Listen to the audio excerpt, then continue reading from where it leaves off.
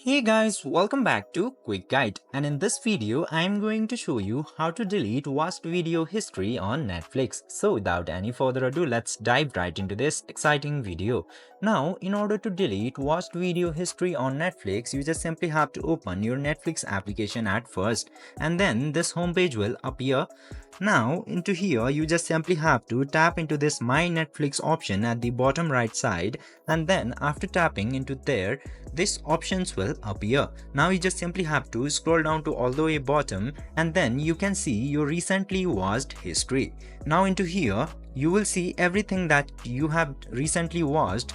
In order to delete the watch history, just simply tap into the three dots which you want to delete, and then these options will appear. Now into here, you just simply have to click into hide from watch history option at the bottom, and then click to hide in order to confirm.